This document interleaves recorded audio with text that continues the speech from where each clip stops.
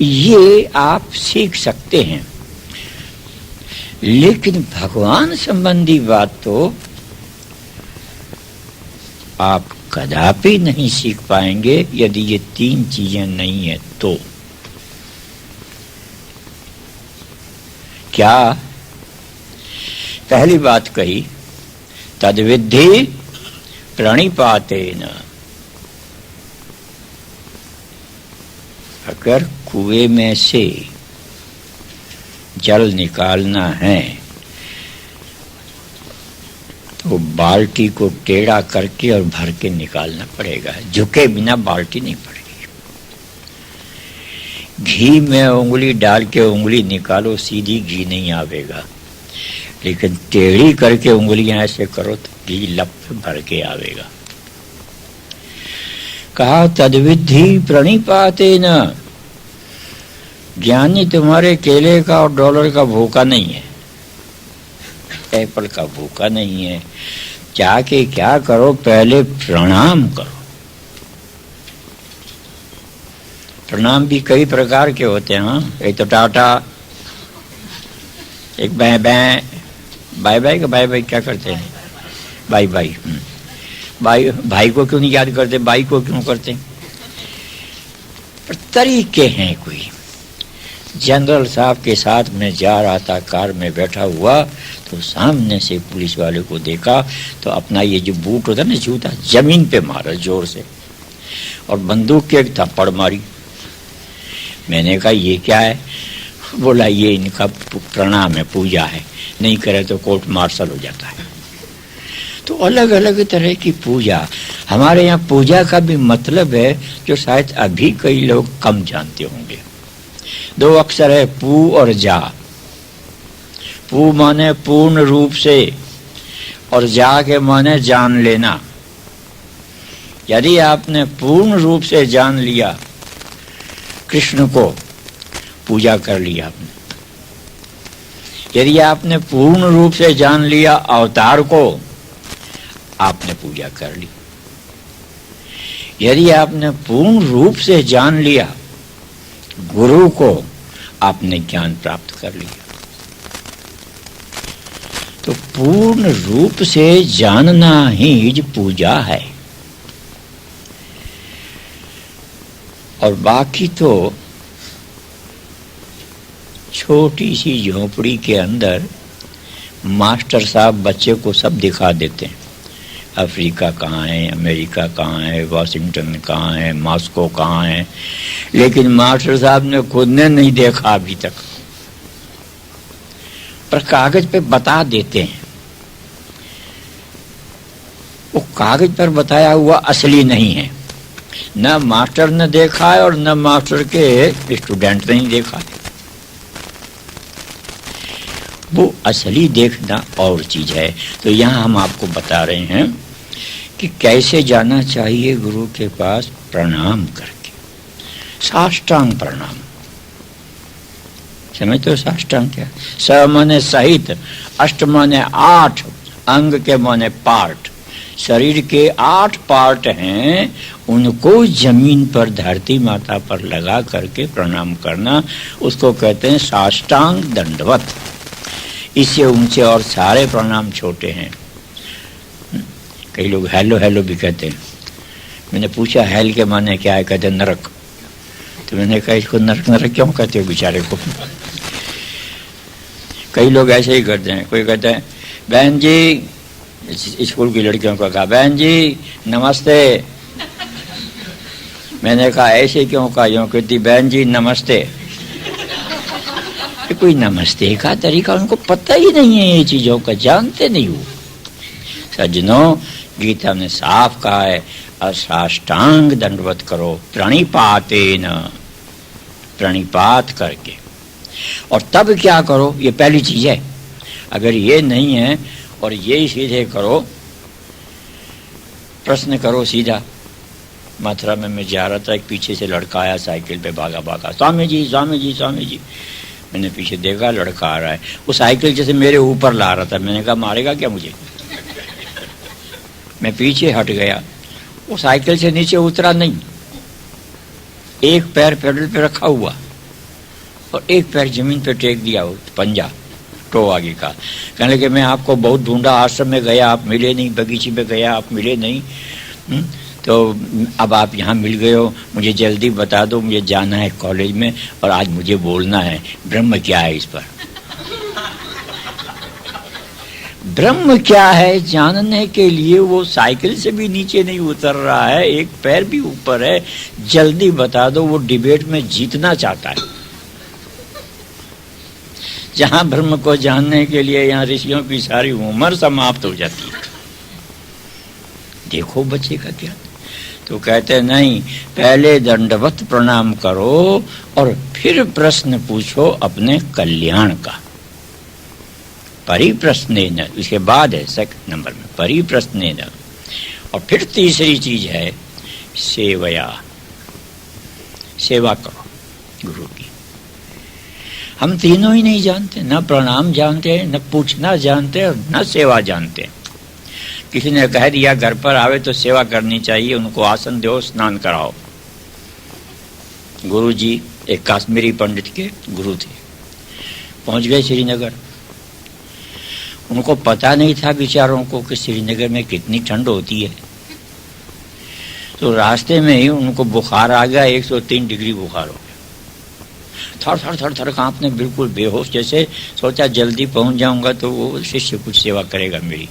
जो ही घर पर शिष्य के पहुंचे तो उसने तो सुना था कि स्नान करानी चाहिए, तो बाल्टी भर के पानी खिलाए और गुरु जी के ऊपर डाल दिया और गुरु जी के दांत चिपक गए। वहीं जैसी आराम कर गए गुरु जी। तो सेवा का हम अर्थ जानते ही कि नहीं, सेवा है क्या, पूजा है क्या। तो पूजा का तो मैंने अभी बताया कि पूर्ण रूप से किसी को जान लेना ये पूजा है। यहाँ बहुत से लोग पूजा करते हैं, अंगूठा धोते हैं, हाथ में कलावा बांधते हैं, माथे में तिलक करते हैं, माला पहना देते हैं, प्रसाद खिला देते हैं, हो गई गुरु पूजा। गीता कहती है गुरु पूजा में तो खाली 3 चीज चाहिए। तुम्हारा सेव और केला नहीं चाहिए गुरु जी को, तुम्हारा स्नान और कपड़ा नहीं चाहिए गुरु जी को, तो क्या चाहिए? साष्टांग दंडवत और अपने कल्याण का प्रश्न, और फिर अंत में सेवा। सेवा के बिना ये दोनों ही बातें तुम्हारी जो है फलेगी नहीं। तो सेवा क्या है? 2000 चेला हैं हमारे, मैं बताऊं आपको। अगर 2000 चेला मुझे एक एक बाल्टी डाल के स्नान करावे तो बता मैं जीऊंगा कि मरूंगा? 2000 चेला है और 2000 अगर एक एक धोती ला के मुझे उड़ा दे या एक एक दुपट्टा, तो सफोकेशन होके मरूंगा कि जीऊंगा? 2000 के चेला हैं और 2000 अगर कहे कि नहीं एक केला तो हमारा खाना ही पड़ेगा। सज्जनों, ये सेवा नहीं है। 2000 नहीं, 50,000 चेला हों, सेवा करे, गुरु का भी कल्याण है और चेले का भी कल्याण है। सेवा क्या है? कि गुरु की आज्ञा का पालन करना, ये असली सेवा है। अगर 10,000 भी आज्ञा का पालन करे, गुरु का क्या बिगड़ेगा? और नहीं तो एक एक चम्मच भी 10,000 आदमियों ने खीर डाली गुरु के मुंह में, तो गुरु कहाँ पहुंचेगा? सज्जनों, एक गीता की एक एक बात समझने की है। अब ये प्रश्न पर हम आते हैं कि पूजा कृष्ण की करें या पूजा अवतार की करें। पहले तो अवतार और कृष्ण दो हैं नहीं। यही हम ये फंडामेंटल डिफेक्ट जो हुआ है वो यही हुआ है कि हम समझ ही नहीं पाते। अब तो भगवान ने उसके समाधान में बताया कि अर्जुन, कल के प्रवचन में मैंने कहा था, जब 8वां अध्याय अक्षर योग का पहला मंत्र जब शुरू हुआ था, अर्जुन का प्रश्न किम तद ब्रह्म, ब्रह्म क्या है, तब शंकराचार्य जी वाली बात आई समझ में कि ब्रह्म के सिवाय और है क्या? जो कुछ दिख रहा है वो सब ब्रह्म है। तभी उन्होंने कहा एको ब्रह्म द्वितीयो नास्ति। अब ये हर एक के समझ में कब आवेगा? आप इस सारे मकान में जितनी सजावट देख रहे हो, खुश हो रहे हो, ज्ञानी पुरुष जानता है ये सब मिट्टी है, मिट्टी में से ही आए हैं सब, और मिट्टी के ही सारे खड़े हैं और मिट्टी में ही मिलेंगे। पर हर एक को थोड़ी समझ में आएगा, आसानी से नहीं आता। पर कुछ पढ़े लिखे लोग ये मिट्टी को तो समझ गए कि हाँ जी ये तो समझ में आ गया। क्यों? बोला ये बल्ब कांच के मिट्टी में से बने, ये तार मिट्टी में से बना है, ये दीवार मिट्टी में से बनी है, ये लोहा मिट्टी में से निकला है, सब खानों में से निकलते हैं ना। ये भी अभी कईयों को नहीं समझ में आया है। तो अभी मिट्टी भी पूरी तरह से नहीं समझ पाए हैं, साइंटिस्ट सिर मार रहे हैं, सैकड़ों वर्ष हो गए हैं मिट्टी को लेकर के, और अभी भी कहते हैं कि मिट्टी में अभी बहुत सारी चीजें हैं जो निकालनी बाकी है। वो फिर 5 तत्वों को कब समझेंगे और अवतार को कब समझेंगे? इसीलिए मैं जोर दिया करता हूं, हमेशा गीता पढ़ो। ये गीता आपकी तीसरी आंख खोल देगी। आज नहीं तो कभी कुछ अरसे के बाद। आप मुझ पर दया करके पढ़ा करो, मुझे यही भिक्षा दे दो बस। हो गई गुरु की सेवा, साधु की सेवा, ब्राह्मण की सेवा, और कुछ नहीं तो एक फकीर की सेवा। इतनी तो सेवा कर लो कम से कम। इसे पढ़ो, आपका नुकसान कुछ नहीं होगा, लेकिन आपको लाभ अनेक होंगे। और इस जन्म में आप कितनी चीजें बटोर लो, जब मर जाओगे एक सुई तुम्हारे साथ नहीं जाएगी। ये सारी साड़ियाँ, सारी चुनियाँ, सारी अंगूठियाँ, सारी चाबियाँ जितनी हैं, सारा फर्नीचर, सारी कुर्सियाँ, सारी कारें, और तो सारे बच्चे, सारी बहुएं, सारे पोते, सब के सब धरे रह जाएंगे, एक तुम्हारे साथ नहीं जाएगा। समझ में आ रही है या नहीं? कहते हैं आ तो रही है, लेकिन फिर भी हम समझ नहीं रहे हैं। ये बढ़िया खूबी है। तो तुलसी जो शंकराचार्य जी ने इसी पर कहा, पश्यन् नपि न च पश्यति मूढ़ा। देख रहे हैं हम ये सब, लेकिन गीता अगर पढ़ लोगे तो जितने तुम गीता के पाठ करोगे, जितने तुम मंत्र गीता के पढ़ोगे, ये सारे तुम्हारे साथ जाएंगे, एक भी यहाँ नहीं रहेगा, तुम्हारा साथ देंगे। और परलोक में जहाँ जाओगे आनंद करोगे। और जाना तो जरूरी है, भले आपको पता नहीं है कि आप जाओगे कहाँ। इनमें से कुछ तो मेरे ही पास आएंगे फिर मर करके भी, मुझे पता है। पर जाओगे तो जरूर, के जाओगे नहीं बोलो, जाएंगे तो जरूर, और ले जाओगे कुछ नहीं साथ में। लेकिन ये गीता के मंत्र जाएंगे। इसीलिए मैं आपसे भीख मांगा करता हूँ कई बार, मुझे आप खाना मत दो, कपड़ा मत दो, डॉलर मत दो, ये आप अपने पास रखो।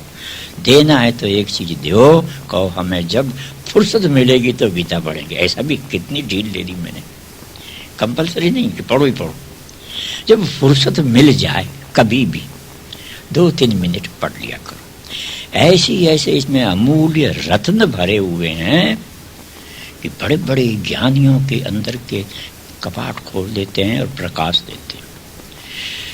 तो अर्जुन ने जब ये पूछा तो भगवान ने 10वें अध्याय में विभूति योग के रूप में बताया कि अर्जुन, ये जो कुछ दिख रहा है ये सब भगवान है, तो किसी की पूजा कर।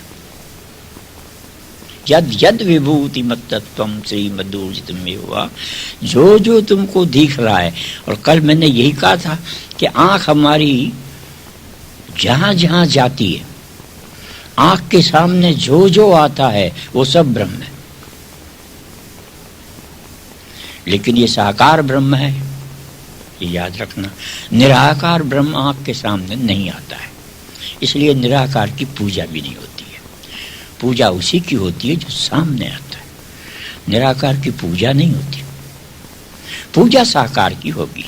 मैं आपके सामने साकार बैठा हूं, शक्ल दिख रही है मेरी कि नहीं?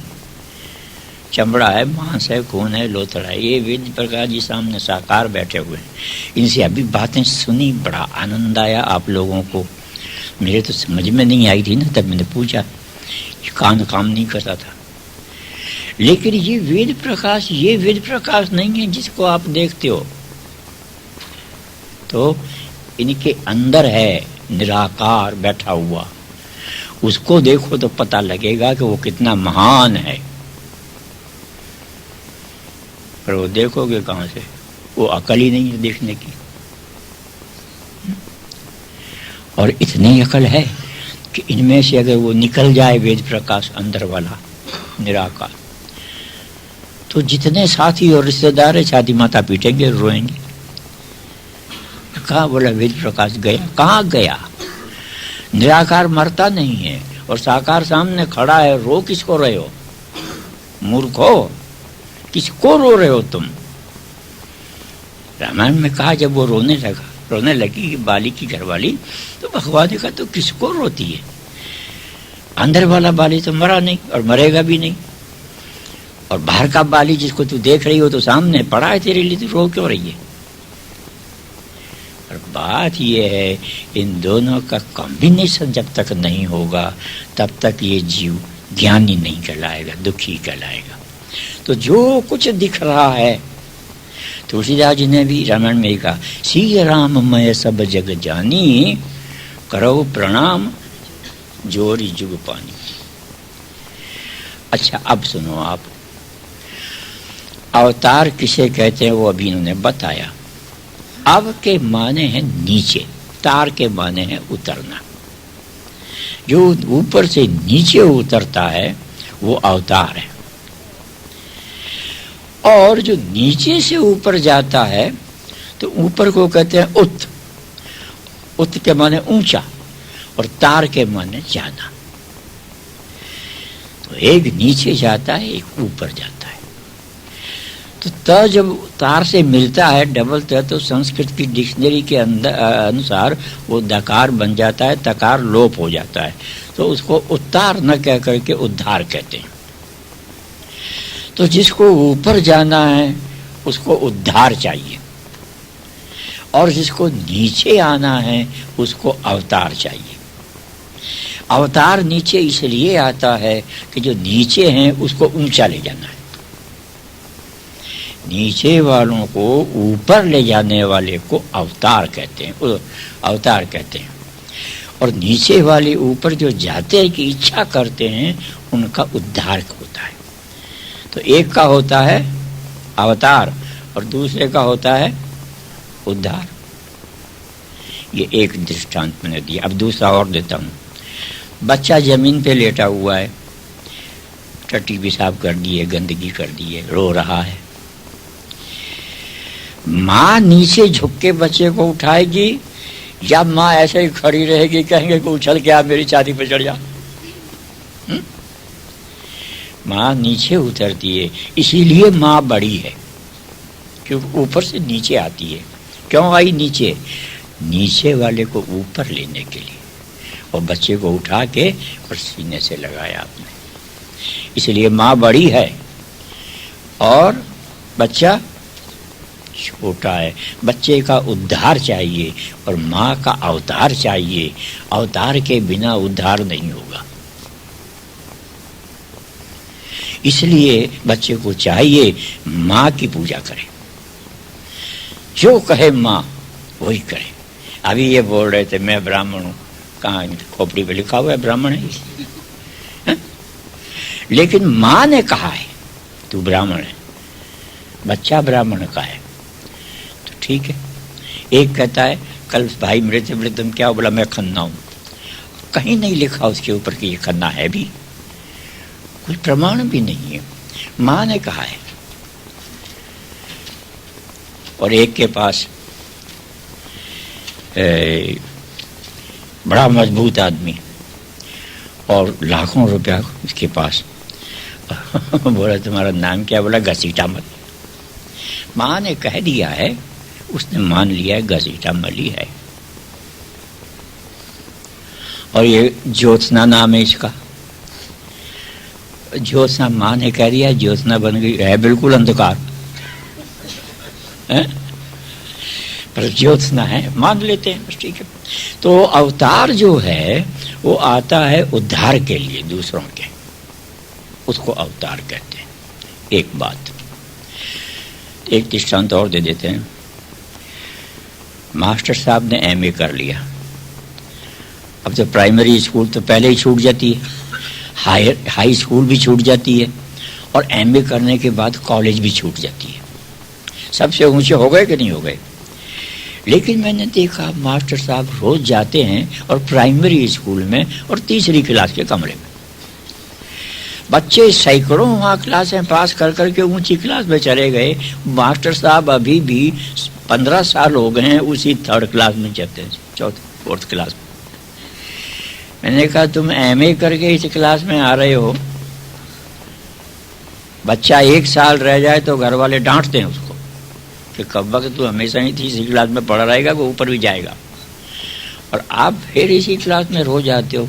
वो कहते हैं मैं इन तीसरी क्लास में जो पढ़े हुए हैं इनको ऊंची क्लास में उठाने के लिए आता हूँ यहाँ पर। तो बच्चे को चाहिए मास्टर साहब की पूजा करे, और पूजा का मैंने तरीका बता दिया कि नहीं, उनकी आज्ञा का पालन करे। वो कहे डीओजी डॉग डॉग मैंने कुत्ता, वो कहे हरगिज नहीं बोलूँगा डीओजी डॉग डॉग मैंने कुत्ता, तो बोला डीओजी डॉग डॉग मैंने हाथी। मास्टर साहब की बात ही जो नहीं मानने का, वो पास होएगा कि फेल। तो उस बच्चे का उद्धार करने के लिए मास्टर जाता है, मास्टर उस बच्चे के लिए मास्टर अवतार है। तो भगवान ने अर्जुन को ये बताया कि सारा संसार जो तुमको दिख रहा है ये मेरा रूप है, जितने हैं ये सब के सब किसी न किसी को कुछ सिखाने के लिए संसार में आए हैं। ये तो हुआ इसका लिटरल मीनिंग अवतार का और उद्धार का। फिर एक चीज और बताई, बोला इनको हम कैसे मान लें अवतार, और ये कैसे हमारा उद्धार करेगा? तो बताया कि जिसके अंदर तुमको कुछ श्रेष्ठ गुण दिखाई दे वो तुम्हारा गुरु।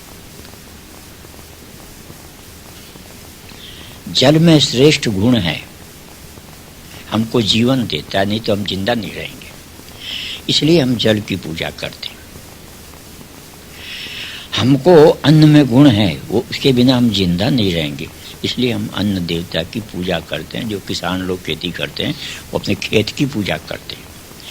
शमार अपना वो जूता कूटने का जो लोहा होता है उसकी पूजा करता है। बनिए लोग अपने दवात और कलम की पूजा करते हैं। सिपाही लोग अपने हथियार की पूजा करते हैं। हर एक के अंदर कोई न कोई ब्यूटी है, इसलिए हम उसकी पूजा करते हैं। और पूजा ही नहीं करते हैं, वो उनसे श्रेष्ठ मांगते हैं और उनसे हमें जीवन मिलता है। अब सज्जनों, तो आ गई समझ में कि जो भी श्रेष्ठ गुण हैं हमसे, उनकी पूजा करनी चाहिए। अर्जुन ने पूछा था ना कि मैं किसकी पूजा करूं? अरे जो तुझे दिख रहा है, तुमसे श्रेष्ठ कोई तुम्हें मालूम होता है, उसकी पूजा कर। और किसकी तो पूजा करेगा? लेकिन अर्जुन याद रख ले, ये जो कुछ तुम्हें संसार में दिख रहा है ये श्रेष्ठ तुमसे है, उनकी तुम पूजा करो, लेकिन ये पूर्णता इनमें किसी में नहीं है। पूर्णता मेरे अंदर है, ऐसा कृष्ण महाराज ने कहा। अब क्या पूर्णता है? बोला जन्म कर्म च मे दिव्यम। सारी दुनिया जन्मती है और मैं भी जन्मता हूं,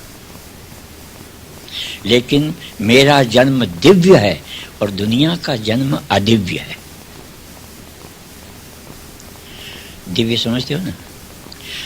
अदिव्य कहते हैं लौकिक और दिव्य कहते हैं अलौकिक। क्या अलौकिकता है आप में? कहते हैं खाली जन्म ही नहीं, कर्म भी।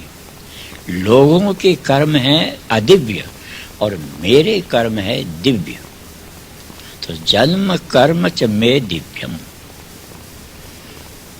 अब उनका जन्म बतावें आपको या कर्म? बोलो, पहले जन्म ही सुन लो। आप सब अपने कर्म के पुण्य और पाप से बंद करके हम लोग जन्म लेते हैं रोते हुए, और और वो जो जन्म लेते हैं वो प्रकृति से बंधे हुए नहीं होते हैं, प्रकृति को अपने मुट्ठी में लेकर के प्रकट होते हैं। आप देखा है भगवान राम के बारे में रामायण में लिखा है तुलसीदास जी ने। तुलसीदास जी कोई कम अकल तो थे नहीं। अगर हम उनमें ज्यादा अकल न भी माने तुलसीदास जी में, तो भी हमारे जितनी तो होगी ही उनमें। जो इतना उन्होंने ग्रंथ लिखा है कि आज उनके ग्रंथ बीए और एमए में पढ़ाए जाते हैं। उन्होंने लिखा है जब भगवान राम जी आए तो कहे भय प्रगट कृपाला दीन दयाला कौशल्या हितकारी हर्षित मैं तारी मुनि मनहारी अद्भुत रूप निहारी। क्या कहा? भय प्रगट कृपाला। जन्म नहीं लिया, प्रकट हुए। कैसा रूप था कि हमारे तुम्हारे जैसा नहीं, उनका अद्भुत रूप था। कैसा अद्भुत रूप कि लोचन अभिरामा तनु घन श्यामा और निज आयुध भुजचारी भूषण वन माला और नयन विशाला शोभा सिंधु करारी।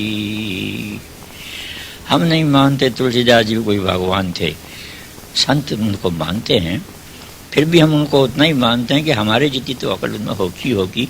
इतना झूठ बोल के धोखा दुनिया को वो नहीं दे सकते एक संत महात्मा। अब वो ऐसे प्रकट होते हैं। आप कहो जी हम तो मानते नहीं राम जी की बात, तो कृष्ण जी के लिए लो। ये जब जेल में वसुदेव और देवकी थे उसी समय प्रकट हुए, शंख चक्र गदा पद्म लिए हुए। कोई लड़का आज तक माँ के पेट से गदा लेकर के पैदा हुआ है? उसका माँ का पेट फट जाएगा। लेके पैदा हुए, प्रकट हुए और कहा कि इस समय तुम मुझे जल्दी से, मैं छोटा रूप धरूंगा बालक का, तो टोकरी में रख के सामने गोकुल है जमुना पार, और वहां ले जाओ मुझे, और उसके नंद के यहाँ घर में लड़की हुई है, उसको उठा के ले आओ। जब तुम लाओगे तब तक वो सोए रहेंगे, वो जगेंगे नहीं, और जब मुझे ले जाओगे तो जेल के पहरेदार हैं ये सब सोए रहेंगे, जगेंगे नहीं। जब वापिस आओगे तब जगेंगे। ये किया। फिर हम देखते हैं, हमने राम का फोटो देखा है, कृष्ण के भी फोटो देखे हैं। कभी आपने उनकी दाढ़ी देखी है सफेद, या मूछ देखी है? वो अवतारी पुरुष है, प्रकृति के बस में नहीं है, प्रकृति उनकी मुट्ठी में है। वो जब चाहे तो बड़े हो जाएं, जब चाहे तो छोटे हो जाएं, और कभी भी वो बूढ़े होते ही नहीं। तो ये उनका दिव्य है, जन्म कर्म मेरी। सबका ऐसा नहीं होता। तो और सुन लो उनकी बात, अवतार की बात बता रहा हूं अभी। और क्या बात है उनके कर्म पीछे बताऊंगा। अभी तो आने की बात, भाई कैसे आते हैं वो प्रकृति को बस में करके, और हम कैसे आते हैं प्रकृति के बस में होके। बस इतना ही फर्क है। एक आदमी जेल में चला गया, जेल से आया, आप उसे कहो ये जेल काट के आया है, तो आपको एक चांटा मारेगा, वो मेरी बेइज्जती करता है, वो बहुत बुरा समझता है। और जेल में गया था तो मुंह ढक के गया, और आया तब भी मुंह ढक के आया, रोते रोते गया, घर वाले सब रोते रहे। लेकिन मेरा एक शिष्य है जेल सुपरिंटेंडेंट सेंट्रल जेल में, तो मुझे बुलाया, मैं चला गया, इन्फॉर्म कर दिया, चिट्ठी लिखे कि मैं आ रहा हूँ। चिट्ठी मिली नहीं उनको, रात का टाइम था। मैं उतरा स्टेशन पर, तो लोगों ने, तांगे वालों ने आके मुझे पूछा, रिक्शे वालों ने आके पूछा, स्वामी जी कहाँ जाओगे? मैंने कहा भाई जेल में। वो कहने लगे हम आपको जेल में नहीं ले जाएंगे। दूसरे को आवाज दी, भाई इनको जेल में ले जा। एक आया, मुझे जेल पर ले गया। कहाँ ठहरोगे? मैंने कहा जेल सुपरिंटेंडेंट के यहाँ। पता लगा वो आ गए, ठीक है। एक कमरा मेरे लिए उन्होंने अलग बना करके दे दिया, और रोज सवेरे उठते थे, जब जेल जाते थे ना, यूनिफॉर्म वगैरह सब लगा के और क्रॉस बेल्ट वगैरह लगा करके और आते, तो मेरे कमरे के अंदर नहीं आते क्योंकि जूते पहने हुए होते हैं, वहीं से प्रणाम करते, लेट करके प्रणाम करके कहने लगे कि मैंने कहा कहाँ जा रहे हो? कहने लगे जेल में। कहा जाओ। बोले बस आशीर्वाद दर्शन के लिए आया था, दर्शन करके आशीर्वाद लेके चला गया। शाम को आता, फिर पहले प्रणाम करता और पीछे अपने कमरे में जाता। मैंने कहा कहाँ से आ रहे हो? बोला जेल से।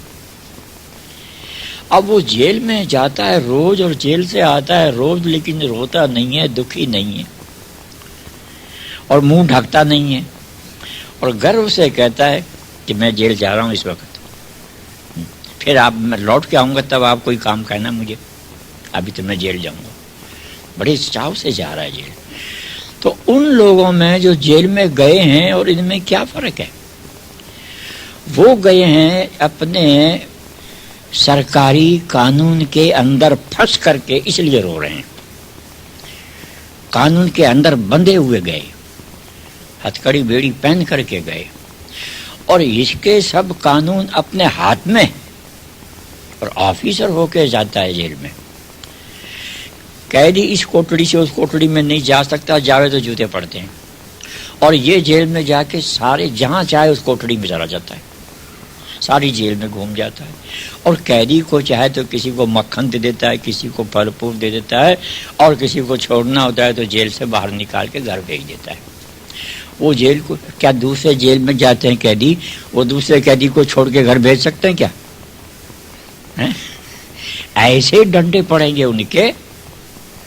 तो ये संसार जेल खाना है, हम सब कैदी हैं। अवतारी जब आते हैं तो वो वहाँ के जेल के अधिकारी बन के आते हैं, उनको अधिकार है किसी को जेल से निकाल दे और किसी को जेल में सुख दे दे। लेकिन हमको कहाँ सुख है? 90 साल की मेरी उम्र हो गई, मैंने सोचा कि एक मैं भी वो ले लूँगा कार, कौन सी, रोल्स रॉयस। वो कार तो दूर रही, अभी तक मैंने रिक्शा ही नहीं खरीदी हुई।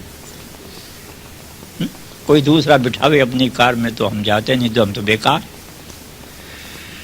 तो हमारे चाहने से होता क्या है? क्यों हम अपने कर्मों से बंधे हुए हैं। 15वें अध्याय में कहा है, कर्मानुबंधी निमनुष्य लोके। हम कर्म में बंधे हुए हैं और कर्म को वो मुट्ठी में बांध करके आते हैं, तो उनके कर्म भी दिव्य होते हैं। ये तो मैंने जन्म बताया, अब कर्म सुन लो। भगवान कृष्ण को या तो आप मानो इज्मत के वो कुछ थे, न तो अवतार थे न आदमी थे। आदमी है तो आप हैं, वो आदमी थोड़ी थे। अवतार भी है तो आप हैं, ये देखो अवतार बैठे हुए सब, वो कुछ नहीं थे। और अगर मानते हो तो फिर पूरी तरह से मानो, क्योंकि मैंने उनका सारा जीवन पढ़ा है। पैदा होते तो वो गोकुल में गए, और अभी 5 साल के नहीं थे, सैकड़ों राक्षसों को मारा। पूतना आई थी, उसका जहर पी गए, जहर पी गए, ये कर्म था उनका, और जहर पी के उसको मुक्ति दी। अच्छा, आप जरा 1-2 तोला जहर तो कल ला के मेरे सामने खा लो, देखें। यहां से आपको उठाने के लिए मुझे आदमी बुलाने पड़ेंगे, आप थोड़ी खा सकते हो। और राक्षस को मारना दूर रहा, आप अपने अंदर जो एक बुखार आ रहा है उसी को नहीं मार सकते हो। नजला हो गया, नाक में से पानी जा रहा है, उसको नहीं मार सकते हो। ब्लड प्रेशर हाई हो गया, उसको नहीं मारते हो। तो उनके कर्म ही दूसरे थे। उसमें एक जगह ये भी लिखा है कि 16,108 रानियां थी। आप 1,000 तो करो। आप कहते स्वामी जी हम तो एक करके ही मुसीबत में पड़ गए हैं, आप हमारा पिंड छुड़ाओ, किसी तरह से कोई रास्ता बताओ कि इस एक से हमारा पिंड छूटे। उस 16,108, या तो कहो शास्त्र सारे झूठे हैं, ऋषि मुनि सारे झूठे, तो ठीक है, और फिर कृष्ण महाराज भी नहीं है। और अगर है तो उनके कर्म देखो कैसे दिव्य हैं। नारद जी ने कहा मैं देखूंगा कृष्ण महाराज को कि 16,108 रानियों से कैसे निपटते हैं। अरे 16,108 रानियों के इनको नाम भी याद नहीं रह सकते, और अगर डायरी में लिखे तो पूरा रजिस्टर इतना बड़ा हो तब 16,108 नाम लिखेंगे। तो फिर क्या मैं जांच करूंगा। नारद जी जांच करने गए। जिस महल में गए रानी के, वहां देखें कृष्ण महाराज बैठे हुए हैं, किसी के साथ चौपड़ खेल रहे हैं, किसी रानी से पैर दबवा रहे हैं, किसी रानी के पास भोजन कर रहे हैं, किसी रानी से पंखे की हवा खा रहे हैं। नारद जी की अकल गुम हो गई। कृष्ण एक नहीं, कृष्ण 16,108 कृष्ण। अब ये बताओ कि इस समय कोई आदमी है यहाँ 16,108 नहीं, सिर्फ 2 रूप धारण कर ले, एक रूप में यहीं बैठा रहे, एक रूप में घर चला जाए, वो नहीं जा सकते। फिर हमने पढ़ा अभी तक लोग जाते हैं, गोवर्धन पर्वत को 1 उंगली पे उठाया।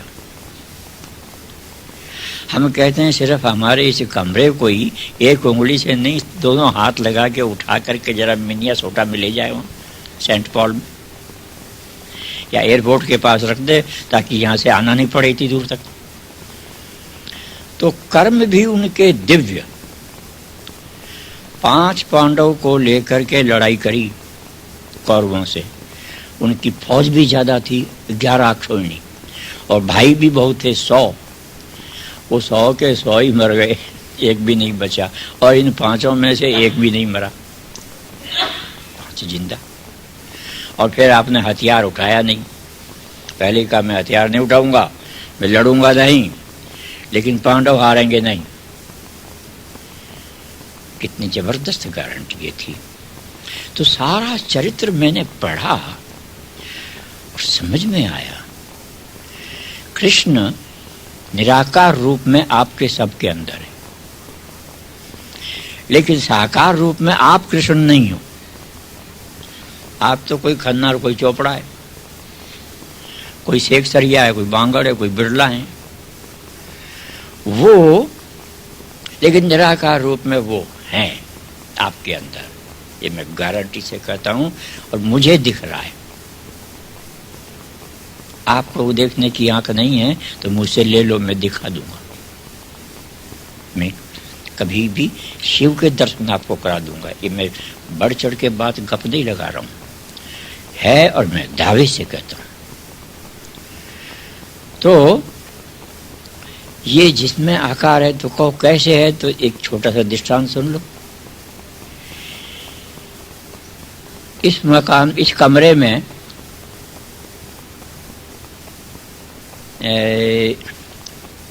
अमेरिका है या नहीं? बोला है। तो इसके बगल वाले हॉल में अमेरिका है कि नहीं? बोला है। तो फिर मैं ऊपर बैठ रहता हूं, उस कमरे में अमेरिका है कि नहीं? बोला है। क्या सब में अमेरिका है? कितने रूप हैं अमेरिका के? अमेरिका तो एक ही है, इन सब में अमेरिका है। और ये अमेरिका में है कि नहीं सारे कमरे? तो अब मुझे ठीक ठीक आप बता दो, ये कमरे अमेरिका में है या अमेरिका इन कमरों में है? क्या है? दोनों सत्य है। इन सब कमरों में अमेरिका है, और ये सारे कमरे अमेरिका में है। लेकिन अमेरिका एक विशाल रूप है जो इस कमरे में नहीं समा सकता। लेकिन ये कमरे ऐसे ऐसे लाखों अमेरिका के अंदर समा सकते हैं। तो वो भगवान जो सबके अंदर है, उसी तरह से है जैसे अमेरिका सारे कमरों में है। कमरे टूट जाएंगे, अमेरिका नहीं टूटेगी। तो इन सब के अंदर वो भगवान है, पर ये सब पेरिशेबल है, ये सब चेंजेबल है।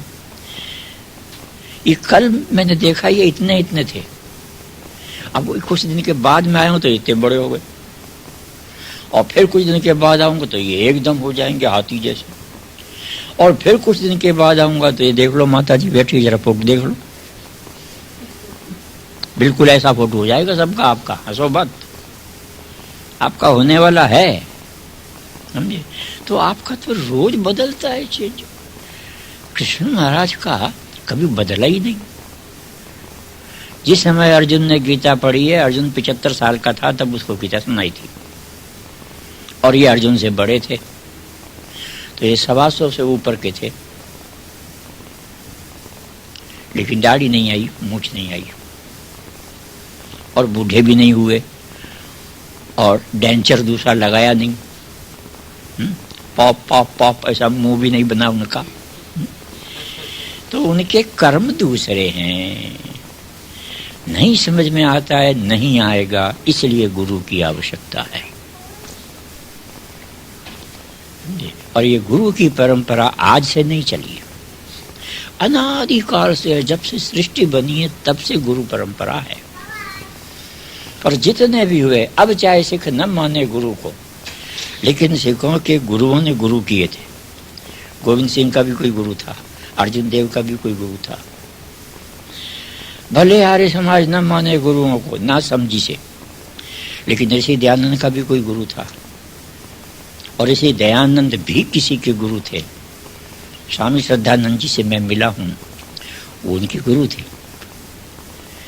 तो सज्जनों, गुरु की परंपरा हमेशा से है और हमेशा रहेगी, लेकिन अब आजकल उसका मिसयूज हो रहा है।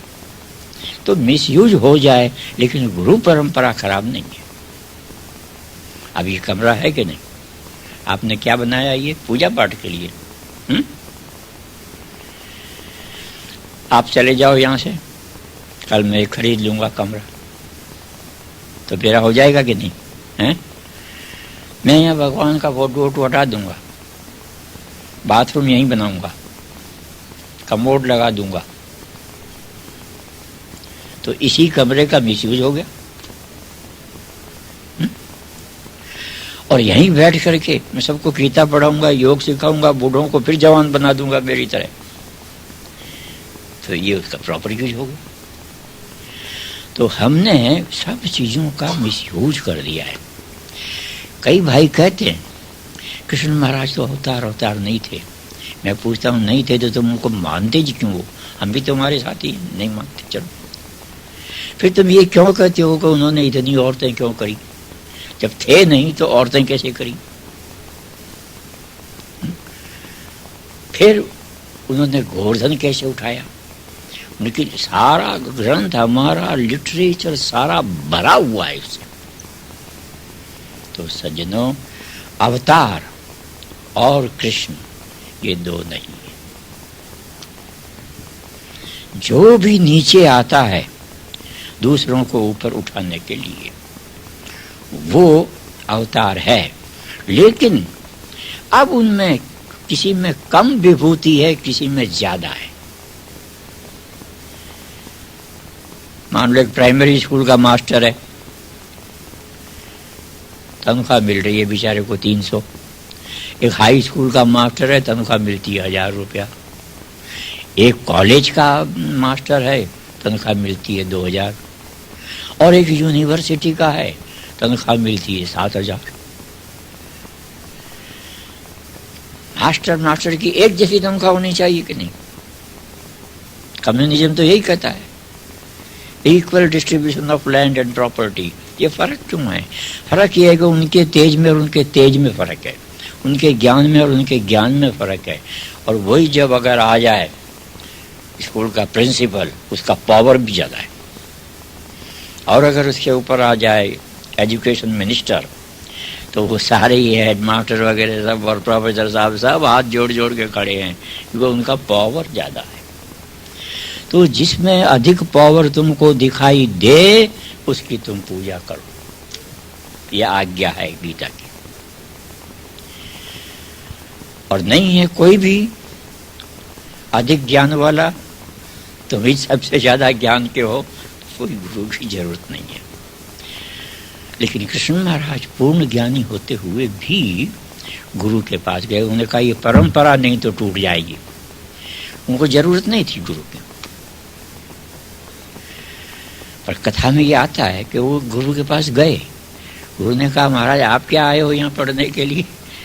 आपका जो नाम ले वो सारा विद्या पड़ जाता है, या ऐसी विद्या है आपकी? कहने लगे नहीं, परंपरा कायम रखने के लिए आया हूँ। तो थोड़े दिनों में रह करके सारी विद्या जो गुरु सिखाए वो सब सीख गए। मुझे याद है ऐसा, मैं घमंड से तो नहीं कहता हूँ, घमंड बेईमान आदमी करता है, पर मैं जब पढ़ता था स्कूल में तो मास्टर साहब हमको एक सबक देते थे। एक पोइट्री दिए, याद करके कल ले आना। मैं कहता था हमसे अभी सुन लो। बड़ा आश्चर्य करते थे कि क्या है, कभी फेल हुआ नहीं। और आज से कोई 60 वर्ष पहले पोइट्रियाँ अभी याद है। Home they brought her warrior dead, seen her soon nor uttered cry, all her maidens watching said, she must be for she will die. Then they praised him soft and low, called him worthy to be loved. ये कैसे याद होगा, मैंने रटा नहीं कभी। तो ये कोई पूर्व जन्म का ही कोई करनी है जिससे इतनी तेज मेमोरी। और अभी भी मैं देख रहा हूँ कि मैं तो अभी थका ही नहीं हूँ, इसी आसन से गांठ मार के बैठा हूँ, और ये आप कोई बैठ ही नहीं सकते हो। इस कुछ चीज तो है ना।